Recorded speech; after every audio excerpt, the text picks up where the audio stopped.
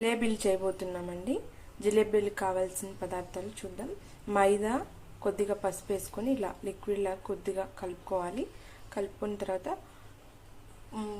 1 day పక్కన పెట్టేసుకోవాలండి. కలిపేసి పిండి పులుస్తుంది కదండి, దోశ పిండి ఎలా పులుస్తుందో అలా మైదా పిండి పులిసిన తర్వాత ఒకవేళ వద్దు ఈ రోజే చేసుకోవాలంటే కొద్దిగా సోడా, ఒక నిమ్మకాయ పిండుకొని మార్నింగ్ పక్కన పెట్టేసుకొని ఈవినింగ్ చేసుకోవచ్చండి.